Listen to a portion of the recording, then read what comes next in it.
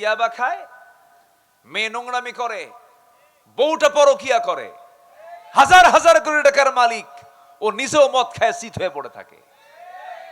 একই ছাদের নিচে, একই দেওয়ালে, একই ফ্ল্যাটে, একই বাড়িতে থাকে, কারোর সঙ্গে কারো কোনো সম্পর্ক নাই। এগুলো কি রিজেক? এগুলো কি বরকত? না।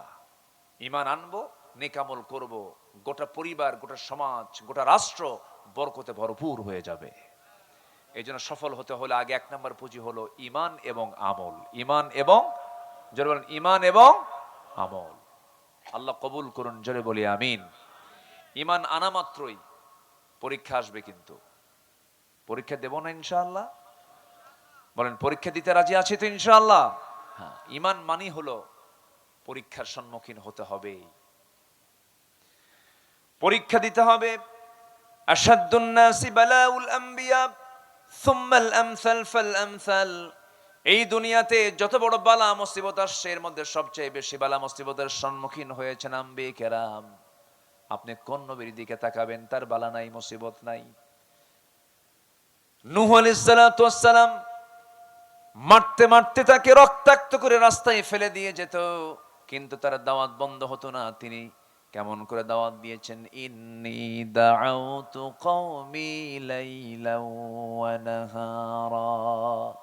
তিনি দিনে এবং রাত্রিতে কালিমার দাওয়াত দিয়েছেন। 900 বছর। কত বছর বলেন? 900 বছর। ইসলাম কবুল করেছে মাত্র 80 জন মানুষ।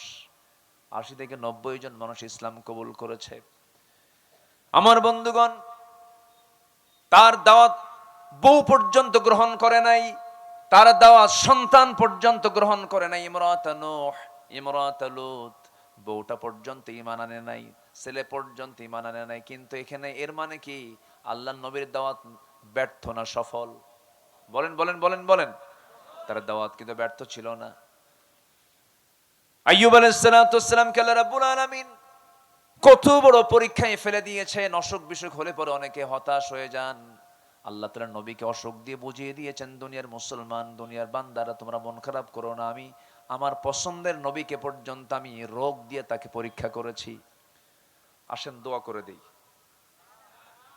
এই যে 2-1 জন করে ওঠে, কি চাপ চুপ লাগছে নাকি আপনাদের? ও চাপ, নিম্নচাপ। নিম্নচাপ কি চাপ?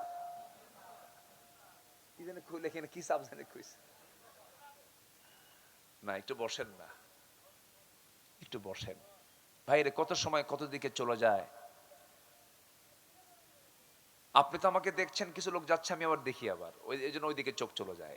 আমি চাচ্ছি যে 100% মানুষ, 100% মানুষ আমরা থেকে যাব। জোরে বলি ইনশাআল্লাহ। আমরা একসঙ্গে দোয়া করব ফিলিস্তিনকে নিয়ে, আমরা একসঙ্গে দোয়া করব কাশ্মীরকে নিয়ে। আর তবে আমার বিশ্বাস, খুব বেশি দিন ধরে নয়, ভারত টুকরো টুকরো হয়ে যাবে। খুব অল্প দিন, অল্প দিন। গাসওয়াতুল হিন্দের ঘান আমরা নাকের মধ্যে পাচ্ছি। আল্লাহর ঘরকে তারা হাত দিয়েছে, ওরাও টুকরো টুকরো হয়ে যাবে। সময় বেশি দিন নাই। ইসরায়েল টুকরো টুকরো হয়ে যাবে, টিকবে না। মাজলুমদের দোয়া কবুল করেন কে? মাজলুমদের দোয়া কবুল করেন কে? সম্মানিত ভাইয়েরা, আমরা বিজয়ী হয়ে যাব। শর্ত হলো ঈমান আনতে হবে, নেক আমল করতে হবে। রাজি আছেন তো? ঈমান এবং নেক আমল থাকলে আমার মুখের দোয়া কবুল করবেন কে? আল্লাহ। যা বলবো তাই কবুল করবেন তিনি। সবাই কি নামাজ পড়তে রাজি আছেন? কয় ওয়াক্ত নামাজ? আমার না খুব লজ্জা লাগে জানেন, মুসলমানকে নামাজের কথা বলতে হয়। হ্যাঁ, বিষয়টা এরকম না? মুসলমানকে নামাজের কথা বলতে হয়। মুসলমানকে কেন বলতে হবে নামাজের কথা? এর কারণ হচ্ছে সবচাইতে বড় ব্যর্থতা হলো রাষ্ট্রের ব্যর্থতা, রাষ্ট্রের ব্যর্থতা, রাষ্ট্রের ব্যর্থতা। এত আইন পাশ হলো, নামাজের আইন কেউ পাশ করলো না। কি আইন পাশ করলো? আইন পাশ করলো হলো বেশ্যাবৃত্তির আইন পাশ করছে। করে নাই? করে নাই? সেই পতিতারা পতিতাবৃত্তি করবে তাদেরকে শ্রমিকের মর্যাদা দিতে হবে। নারী সংস্কারের কিছু নীতিমালা এই প্রেক্ষাপটে পাশ করার ষড়যন্ত্র করা মানে কিছু নাস্তিক, ঘাপটি মারা কিছু নাস্তিক বিভিন্ন মন্ত্রণালয়ে বসে আছে, ঠিক কিনা? এগুলো আমরা হতে দেব না। মেয়েদের সম্মান মর্যাদা প্রতিষ্ঠিত হবে পর্দার বাইরে না পর্দার ভিতরে? পর্দার বাইরে না পর্দার ভিতরে? আমার মাদের সোশ্যাল সিকিউরিটি, সার্বিক সিকিউরিটি একমাত্র পর্দাই দিতে পারে। পর্দার মধ্য দিয়ে তাদের সিকিউরিটি আসতে পারে। মেয়েরা ঢাকবে, মেয়েরা শালীনপূর্ণ পোশাক পরবে। হুকুমটা কার? আসতে বলবেন না, হুকুমটা কার? কে কতটুকুন কাপড় পরবে, কে কতটুকুন ঢাকবে, কার পোশাকের কোন ড্রেস কোড হবে, সব বলে দিয়েছেন কোরআনে। তিনি কে? আল্লাহ। প্রগতিবাদীরা, প্রগতি ওদের না, ওরা নাম দিয়েছে প্রগতিবাদী। প্রগতি না দুর্গতি।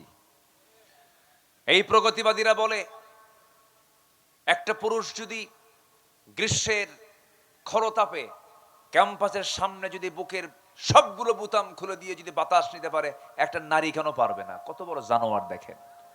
আছে না নাই? আছে। এগুলো দুষ্টামি, এগুলো শয়তানি। আল্লাহ তাআলা মাদেরকে বাহ্যিক যে স্ট্রাকচার দিয়েছেন, শারীরিক যে স্ট্রাকচার দিয়েছেন, মেয়েদেরকে আল্লাহ পাক ঢাকতে বলেছেন। আইয়ুদনিনা আলাইহিন্না মিন জালাবিবিহিন্না, তারা তাদের দেহের উপরে প্রশস্ত কাপড়টা ঝুলিয়ে দেবে। এটা কার বিধান বলেন তো? আসতে বলবেন কার বিধান? গত কয়েকদিন আগে বাউফল, পটুয়াখালীর বাউফলে কোন এক কর্মকর্তা একজন এসএসসি পরীক্ষার্থী হলে বোরকা পরে ঢুকবে বলে তাকে বলা হয়েছে মুখের নেকাব না খুললে ঢুকতে দেওয়া হবে না।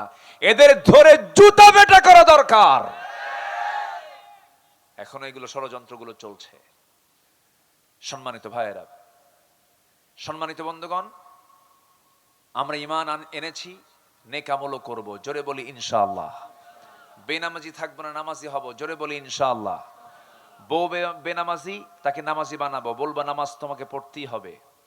পৃথিবীর যত ভুল একজন মহিলা করুক, ইসলাম কখনো তালাককে পছন্দ করে না।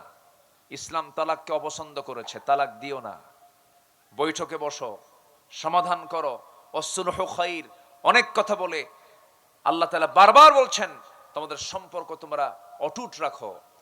কিন্তু যদি কোন নারী যদি আল্লাহর হক নষ্ট করতে চায়, আপনার স্ত্রী যদি নামাজ না পড়তে চায়, নামাজের যদি বিরোধিতা করে, তাহলে সে কি আপনার কখনো বন্ধু থাকতে পারে? বন্ধু থাকতে পারে? কিন্তু নামাজের কারণে সম্পর্কের অবনতি এটা খুবই কম। দিন মানার কারণে, দিন না মানার কারণে সম্পর্ক অবনতি হয়েছে এটা খুবই কম। যত তালাক হচ্ছে আমার দেশে, এই তালাকের প্রবণতা মূর্খদের মধ্যে বেশি না শিক্ষিতের মধ্যে বেশি? ভালো তো বললেন আপনারা, বলেন বলেন, মূর্খের মধ্যে না শিক্ষিতের ভিতরে? নামাজ নিয়া, রোজা নিয়া, ইবাদত নিয়া, পর্দা নিয়া না, বরঞ্চ পর্দায় থাকি কেন? চাকরি করব না কেন? কি ঠিক কিনা বলেন? আমার যোগ্যতা আছে, আমি কেন বের হব না? সমান অধিকার। কি অধিকার বলেন? সমান অধিকার। নারী এবং পুরুষকে ইসলাম কখনো সমান অধিকার দিতে পারবে না, বরঞ্চ নারীকে আল্লাহ তাআলা পুরুষের চাইতে বেশি অধিকার দিয়ে দিয়েছে। আপনি সমান অধিকার চান কেন? সম্পত্তি বেশি পায় কে, পুরুষ না মহিলা? ভালো করে বলবেন। বাপ মরে গেছে, সন্তান রেখে গেছে, ছেলে 2 বিঘা, মেয়ে কয় বিঘা পাবে? কে বেশি পাইল না কম পাইল? বাপেরটা কম পাইছে, কিন্তু আয় 10 টাকা, ব্যয় 0। আয় 10 টাকা, ব্যয় 0। আর পুরুষের আয় 10 টাকা, খরচ 15 টাকা। খরচ কি? তাহলে সম্পদ বেশি থাকলো কার? বলেন কার কার বেশি থাকলো? কার বেশি থাকলো? যার সম্পদের কোনো ক্ষয় নাই তার নাম হলো নারী। ইসলাম এত মূল্য দিয়েছে, হাজার হাজার কোটি টাকার মালিক হবে আপনার বউ, 1 টাকাও যদি খরচ না করে আপনার সংসারে, কোনো গুনাহ হবে না। কি ঠিক কিনা বলেন? কিন্তু দায়িত্ব হলো স্বামীর, তাকে খরচ করতে হবে, ফরজ মনে করে খরচ করতে হবে। হ্যাঁ, যদি আপনার স্ত্রী যদি খরচ করেন এটাই হেসান, ভালো, উত্তম কাজ, কিন্তু খরচ না করলে এতে কোনো যায় আসে না। তাহলে ইসলাম কি নারীকে ঠকাইছে মনে হয় নাকি? বোঝে না মায়েরা, উল্টাপাল্টা এমনি একটা কথা বলে যে আমাদের এমনি বস্তাবন্দি করে রাখছে, ঘরের মধ্যে রাখছে, রান্না বান্না করার জন্য রাখছে। ভুল কথা এগুলো। সন্তান সন্তান কার পেটে থাকে? তো আপনার সন্তান এটা পুরুষের পেটে ঢুকায় দেন, মা দেন ঢুকায়া, ঢুকবে? পুরুষ কি সন্তান ধারণ করে না? তাহলে যার সাথে, যার পেটের সাথে, যার দেহের সাথে সন্তানের সম্পর্ক জুড়ে আছে, ডিপার্টমেন্ট সম্পূর্ণ ভিন্ন, তাদের কর্ম ভিন্ন, তাদের ক্ষেত্র ভিন্ন, ঠিক কিনা? বোঝে না, বোঝে বোঝে না। আল্লাহ পাক নারীকে কি দাম দিয়েছেন জানেন? প্রশ্ন করবেন হাদিসে, হাদিস বলে দাও জান্নাত কোথায়? হাদিস বলে দিচ্ছে জান্নাত মায়ের পায়ের নিচে। যেরকম সুবহানাল্লাহ। এরপরেও কই ইসলাম ঠকাইছে। ইসলাম কি ঠকাইছে?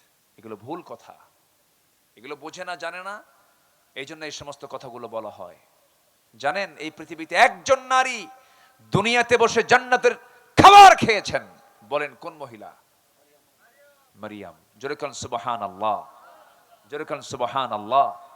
চিন্তা করা যায়? জান্নাতের খাবার দুনিয়াতে বসে খাইয়েছেন আল্লাহ পাক একটা নারীকে। জান্নাতের খাবার খাইয়ে দিলেন কেন? জাকারিয়া আলাইহিস সালাতু ওয়াস সালাম তার খেদমতের দায়িত্বে ছিলেন। এই বাইতুল মুকাদ্দাসের পাশে একটা ঘর ছিল, সেই ঘরে তাকে রাখা হলো। তিনি যখন খাবার দিয়ে আসতেন তালা খুলতেন, খাবার দিয়ে আসতেন, তালা মেরে আবার চলে আসতেন। হঠাৎ করে 3টা দিন তার স্মৃতি থেকে মুছে গেছে, মারিয়ামকে খাবার দিয়ে আসতে হবে। 3 দিন একটানা যান নাই। হঠাৎ করে তার মনে হলো জাকারিয়া আলাইহিস সালাতু ওয়াস সালাম 3 দিনের মাথায় গিয়ে দরজা খুলে দেখেন মারিয়াম সুন্দর করে বসে আছেন, সামনে কোনো সমস্যা নাই। কিন্তু তার সামনে অসময়কালীন ফলমূলগুলো। আম হয় কোন মৌসুমে বলেন? এই গ্রীষ্মকালে, ঠিক আছে না? গ্রীষ্মকালে আমের মৌসুম, কিন্তু শীতকালে আপনার নরমাল, এখন হয়তো 12 মাসই আম থাকে, সেটা ভিন্ন কথা, কিন্তু আমের মৌসুম তো এটাই মৌসুম। এই সময় অসময়কালীন ফলমূলগুলো তার সামনে কে যেন সুন্দর করে সাজিয়ে রেখেছে।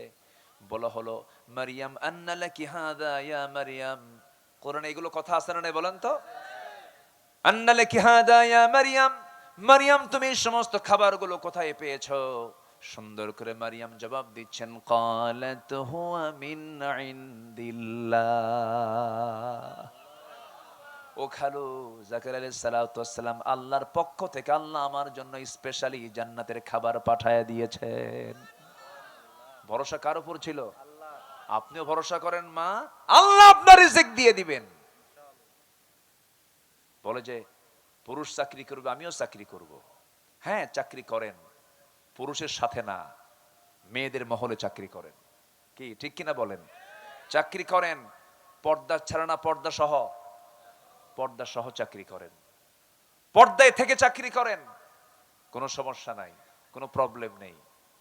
কিন্তু পর্দা নাই যেখানে চাকরি করা যাবে না সেখানে, এটা হচ্ছে সবচেয়ে বড় বিষয়। ইসলাম আপনাকে এত সংকীর্ণ করে রাখে না, অবশ্যই আপনার দায়িত্ব আছে। আপনি একজন পর্দাশীলা মহিলা, আপনার অপারেশন লাগবে, পেট অপারেশন করতে হবে। কি পুরুষ ডাক্তার ভালো হয় না মহিলা ডাক্তার ভালো হয়? ডাক্তার হবে মেয়েরা, সমস্যা কোথায়? কোনো প্রবলেম নেই। ইঞ্জিনিয়ারিং ফার্ম তৈরি হবে, সেখানে শুধু মহিলারা থাকবে, সেখানে সমস্যা নাই। প্রাইমারি স্কুল টোটাল মেয়েদের হাতে তুলে দেওয়া উচিত। প্রাইমারি স্কুল মেয়েরা দেখবে, কোনো সমস্যা নাই। সব পরিচালনা মেয়েরা করবে, কোনো ডিপার্টমেন্ট, কোনো সমস্যা নাই। কিন্তু চাকরি আগে না পর্দা আগে? আমার দেশে কোনটা আগে বলেন? আমার দেশে কোনটা আগে? চাকরি আগে, পর্দা দরকার নাই। আরো খোলো, আরো খোলো, যত খোলে তত সাহসী, তত কি সাহসী। কম কথা, সাহসী মহিলা, সাহসী নারী, সাহসী অভিনেত্রী সব খুলে ফেলে। যেরকম নাউজুবিল্লাহ। মেয়েরা খুললে মর্যাদা পাবে না ঢাকলে মর্যাদা পাবে? ঢাকলে মর্যাদা পাবে। যত দামি দামি সম্পদগুলো সব আল্লাহ পাক, যত দামি দামি জিনিস, মুক্তা কার পেটে থাকে বলেন? বলেন বলেন বলেন। ঝিনুকের পেটে। ঝিনুক থাকে কোথায়? সাগরের তলে থাকে। মুক্তা ঝিনুকের পেটে, ঝিনুক থাকে সাগরের তলে, আল্লাহ পাক পর্দার মধ্যে রেখে দিয়েছেন। দামি দামি ফলমূলগুলো আল্লাহ পাক পর্দার মধ্যে রেখে দিয়েছেন। চাঁপাইনবাবগঞ্জ রাজশাহীর ওই যে মোড়ের আম চত্বর, ওটা কি আম, ওটা কিসের বলেন না, ওটা মরা আম, বুঝতেই পারতেছে ওটা কি, ফজলি আমের। আচ্ছা যাই হোক, আমি একটা আম পছন্দ করি, নাম হলো ন্যাংরা। কি আম? ন্যাংরা। আজ থেকে আরো 21 বছর আগে চাঁপাইনবাবগঞ্জের একদম কনসার্ট এরিয়াতে, শাহবাজপুর এলাকা মনে হয় এটা হতে পারে, সোনা মসজিদের আশপাশে হবে কোথাও। তো ওই বেচারের প্রায় 150 বিঘার মতো তার আম বাগান। তো বললাম, চাচা আপনার বাগানে কি কি জাতের আম আছে? উনি 120-25টা আমের নাম কইল। রাজভোগ, রানীভোগ, গোপাল ভোগ, এরকম বহু নাম টাম বলল। এখন তারও নাম আরো কিছু আসছে আম। রংপুরের মিঠাপুকুরের দিকে এক আম হয় হাড়ি ভাঙ্গা, সামনে আরেকটা নাম দিবে মাজা ভাঙ্গা। আচ্ছা যাই হোক, তো বললাম যে চাচা আমার তো একটা আম পছন্দ খুব, কিন্তু আমের নামটা ভালো হয় নাই কেন, কি নাম? ন্যাংরা। আমি বললাম আচ্ছা ন্যাংরার নামটা আসলো কেমন, এটার তফসিরটা বলেন। তো বলতেছে মনে হয় ন্যাংরা কোনো লোক এই গাছটা লাগাইছিল, বুঝলেন? তো এই আম আল্লাহ পাক কি পর্দায় রেখেছেন না পর্দা ছাড়া রেখেছেন? যদি কোনো আম বিক্রেতা, রাজশাহীর কোন আম বিক্রেতা সাহেব বাজার সেই মার্কেটের সামনে, নিউ মার্কেটের সামনে যদি আম বিক্রি করতে নিয়ে বসে, ভাবে যে আম যখন বেচতেই বসেছি জনগণ কষ্ট না পাক, একটা কাজ আগায় দেই, আম সিলে বিক্রি করব। পাবলিক আসবে না মাসি আসবে? সেটা কোন মাসি? দেখছেন কি কয়, যে মাসি জায়গায় অজায়গায় পড়ে ওই মাসি আসবে, মৌমাছি আসবে না। মৌমাছি বোঝে এটা ঠিক না, এটা পর্দা নাই। আল্লাহু আকবার বলেন। মৌমাছি কি অজায়গায় বসে না জায়গায় বসে? বলেন বলেন বলেন।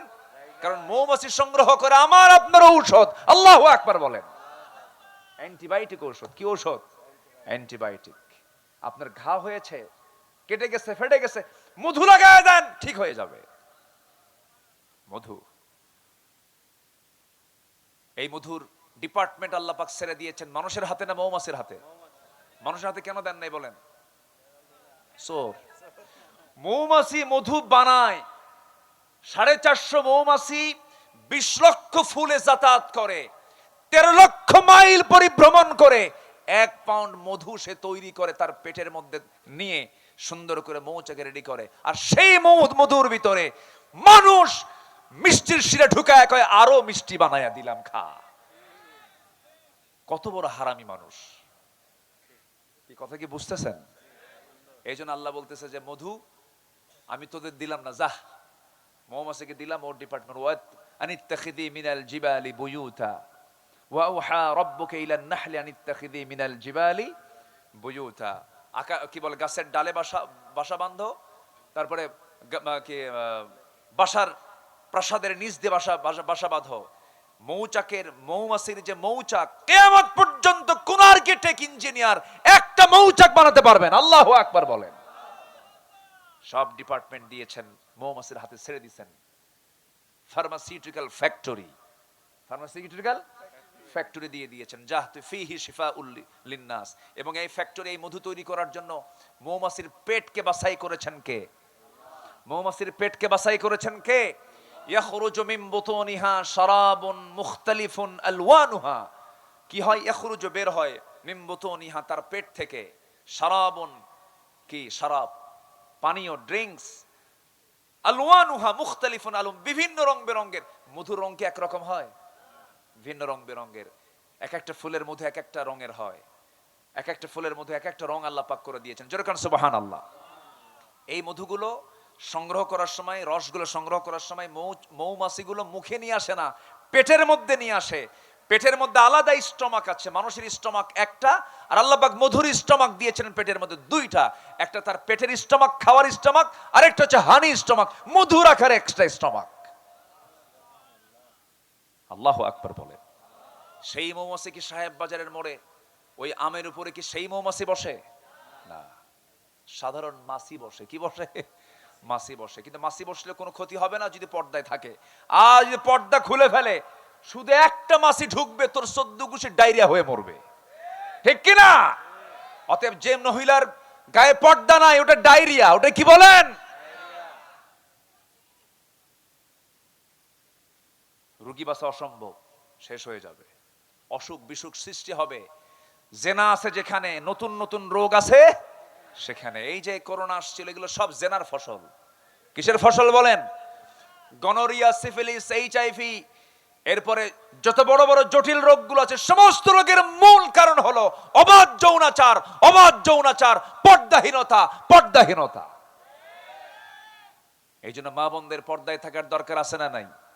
আসতে বলবেন না, আছে না নাই? পর্দা আগে পুরুষের দরকার না মহিলার দরকার? ও, আপনার দরকার নাই। দেখছেন কত সস্তা আমল করতে চায়, দেখেন। আল্লাহ পাক পর্দার হুকুম দিয়েছেন আগে নারীকে না পুরুষকে? এই তো এখন লাইনে আসছে, পুরুষকে পর্দা করতে হবে। এখনকার সমাজের সবচেয়ে বড় পর্দা হলো আর নারী দেখার জন্য বাইরে যাওয়া লাগে না। দেখবেন বিভিন্ন জায়গায় 4-5টা ছেলে এক জায়গায় গ্রুপিং করে বসে, ওই যে মোরাকাবা মুশাহাদায় মোবাইল নিয়ে বসে, মোরাকাবা মুশাহাদা। কি কথা কি বুঝতেছেন? ওই যে বসে আছে, ঘন্টার পর ঘন্টা পার করতেছে, 1 ঘন্টা 2 ঘন্টা 3 ঘন্টা চলে যায়, কুটকুট করে হাসে, আবার স্ক্রিনের দিকে তাকায়, শুধু নখ দিয়ে টানে, নখ দিয়ে টানে, দেখার পরে দেখতে থাকে, দেখতে থাকে, দেখতে থাকে, সময় চলে গেল, আধা ঘন্টা গেল, 1 ঘন্টা গেল, 2 ঘন্টা চলে গেল।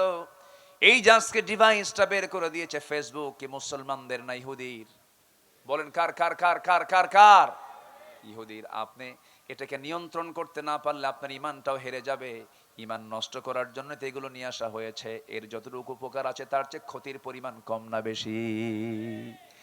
এর থেকে যেটা কল্যাণ সেটা আপনি গ্রহণ করবেন। অতিরঞ্জিত পর্দার খেলাফ হয়ে যায় এমন কিছু আপনার জন্য করা যাবে না। ইমানকে যদি মজবুত রাখতে চান, নেক আমল করতে হবে। পর্দা হচ্ছে শ্রেষ্ঠ নেক আমল। সেই নেক আমলটা করবো আমরা, জোরে বলি ইনশাআল্লাহ।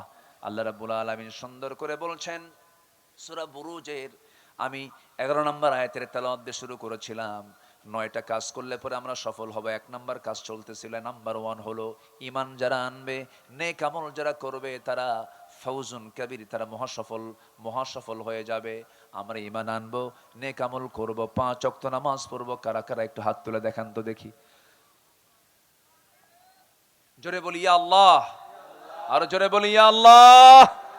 আমাদেরকে 5 ওয়াক্ত সালাত আদায় করার তৌফিক তুমি আল্লাহ দিয়া দাও। জোরে বলি আমিন, আরো জোরে আমিন। হাত নামান। নাম্বার 2 হলো নফসের শুদ্ধতা লাগবে। কিসের বলেন তো? নফস। নফসটা কোথায়?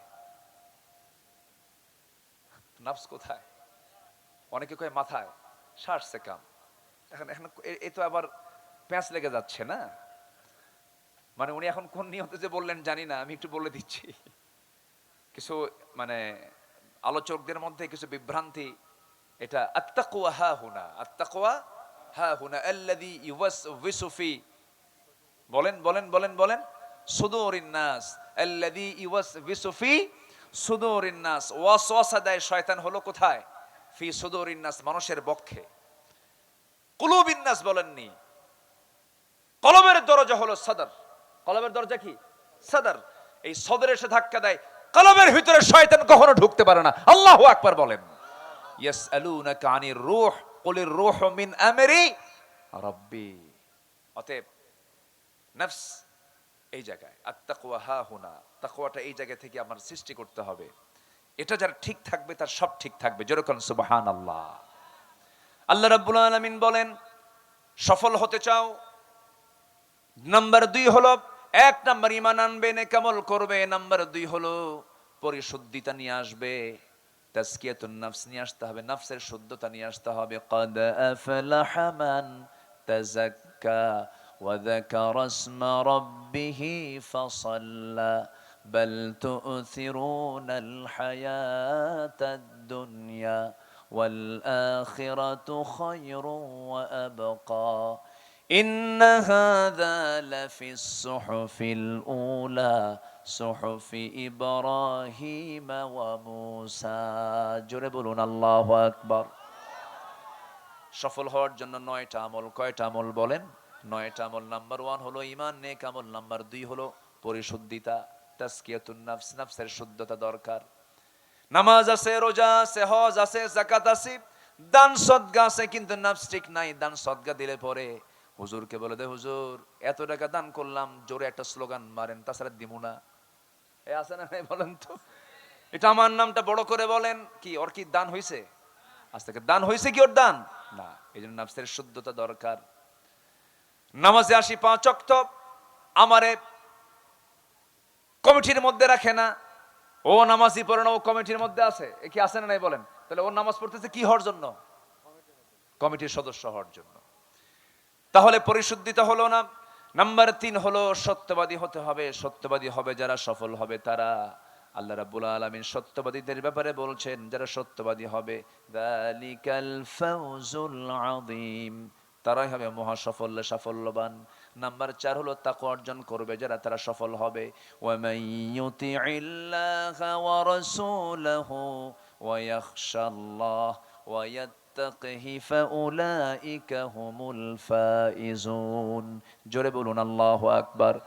নাম্বার 5 হলো ধৈর্যশীল হবে যারা, আল্লাহ রাব্বুল আলামিন তাদেরকে সফল বলেছেন।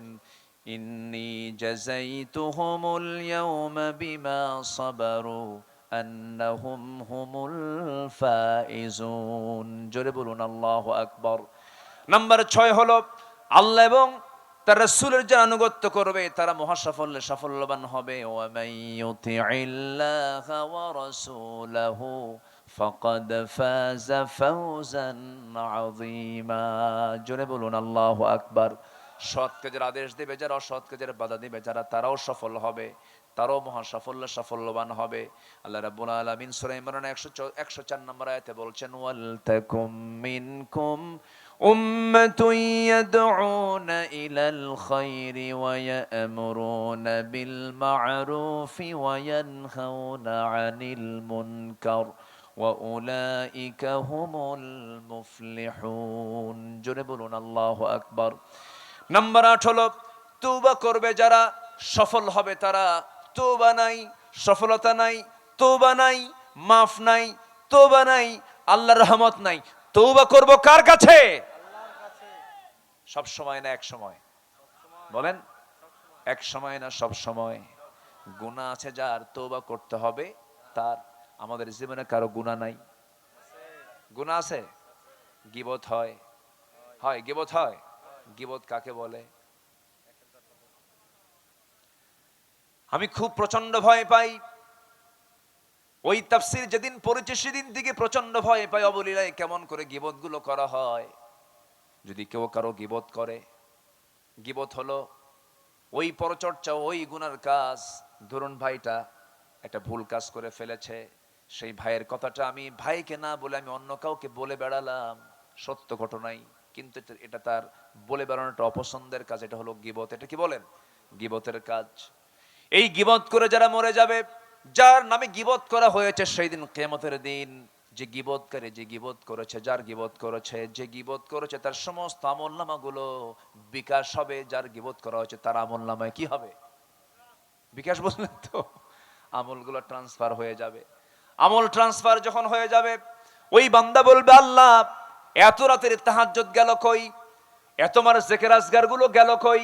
এত আমলগুলো, কোন আমলগুলো গেল কোথায়? সেদিন আল্লাহ বলবেন, বান্দারে সব আমল তো তোর ছিল, কিন্তু যার গীবত করেছিলাম আমি আল্লাহ, তার আমলনামায় তোর সমস্ত আমলগুলো ট্রান্সফার করে আমি তাকে মাফ করে দিয়েছি। জোরে কোন আল্লাহু আকবার। আরো জোরে কোন আল্লাহু আকবার। তাহলে গীবত যদি করা হয়, এখানে ক্ষতি হয় কার বেশি বলেন? যে গীবত করলো না যার গীবত করা হলো? যে গীবত করলো আর যার গীবত করা হলো, তার লাভ না লস? তার লাভ না লস? অতএব যার গীবত করা হচ্ছে, যখন শুনবে আমার নামে গীবত হয়, সেই সময় সেই ব্যক্তির উচিত মিষ্টি হাতে নিয়ে ওই বাড়িতে যাবো, ভাই ভালো করে গীবত কর। ঠিক আছে না? ভালো ভালো করে গীবত কর। তুই আমার আমল, তোর আমল নামা আমার আমল নামা দিয়ে দিচ্ছিস, ভালো করে গীবত কর। গীবতের ধারে বসে যাব না। গীবত মানে হলো যার গীবত করছেন তার উপকার করা। তার কি করা? উপকার করা, আপনার ক্ষতি বয়ে আনা। এই জন্য গীবত করার সময় নাই, মিথ্যা সাক্ষী দেওয়ার সময় নাই, আশেপাশে কাজ করার সময় নাই। যখন এর সময় আসবে, আল্লাহর কাছে বলবো, আল্লাহর কাছে তওবা করব। আল্লাহর কাছে তওবা করার বিভিন্ন পন্থা আছে। সাইয়্যিদুল ইস্তিগফার আছে, সাইয়্যিদুল ইস্তিগফারটা আমরা পড়বো। এরপরে ছোট্ট আস্তাগফিরুল্লাহ, আস্তাগফিরুল্লাহ বলেন, কি বলেন বলেন বলেন, আস্তাগফিরুল্লাহ, আস্তাগফিরুল্লাহ, আস্তাগফিরুল্লাহ বারবার বলবো। আমার নবজি গোটা দিনে 100 বারেরও বেশি বার তিনি তওবা করেছেন, ইস্তিগফার পড়েছেন। আমার বন্ধুগণ, তওবা করলে আল্লাহ খুশি হয়ে যান। আল্লাহ রাব্বুল আলামিন বলেন, তুবু ইলাল্লাহি জামিআন আইয়ুহাল মুমিনুনা লাআল্লাকুম তুফলিহুন। জোরে বলুন আল্লাহু আকবার। সর্বশেষ নাম্বার 9 হলো তারাই তো সফল যাদের মধ্যে 9টা গুণ থাকবে, যাদের মধ্যে 7টা গুণ থাকবে। সূরা মুমিনুন বাড়িতে দেখে নেবেন, 7টা গুণ আছে যার সফলতা আছে তার। ক্বাদ আফলাহাল মুমিনুন। জোরে বলুন আল্লাহু আকবার। ওই সমস্ত মুমিনরা সফল কাম যারা নামাজটাকে সুন্দর করে আদায় করে, আজে বাজে কথা মুখ থেকে বের করে না, বা বেহুদা কোনো কথা বের করে না। আনিল লাগবি মুরিদুন ওয়াল্লাযীনা হুম লিয-যাকাতি ফাঈলুন। যাকাত যারা ঠিকমতো আদায় করে। আমরা যাকাত চাই না সুদ চাই? বলেন সমাজে আমরা কি চাই, যাকাত চাই না সুদ চাই? সুদ, শুধু ধনী হবে এক শ্রেণী, গরিব হবে একটা শ্রেণী। আর যাকাত যদি থাকে ভারসাম্য তো চলে আসবে, একটা ব্যালেন্স চলে আসবে, উঁচু নিচু ভাবটা দূর হয়ে যাবে। আমার বন্ধুগণ, নাম্বার 4 হলো যারা লজ্জাস্থান হেফাজত করবে। নাম্বার 5 হলো যারা ওয়াদা ঠিক রাখবে। নাম্বার 6 হলো যারা আমানত ঠিক রাখবে। নাম্বার 7 হলো নামাজ দিয়ে শুরু, নামাজ দিয়ে শেষ। ওয়াল্লাযীনা হুম আলা সালাওয়াতিহিম ইউহাফিযুন উলাইকা হুমুল ওয়ারিসুন আল্লাযীনা ইয়ারিসুনাল ফিরদাউসা হুম ফিহা খালিদুন। এই 7টা কাজ হবে যার, সফলতা আসবে তার, সে হবে জান্নাতের বাসিন্দা। জোরে কোন সুবহানাল্লাহ। আল্লাহ কবুল করুন, আল্লাহ কবুল করুন। জোরে বলি আমিন। রাত হয়েছে অনেক বেশি, আমি বুঝি যে রাত হয়েছে, যতটুকু হয়েছে আমরা বলে ফেলি আলহামদুলিল্লাহ।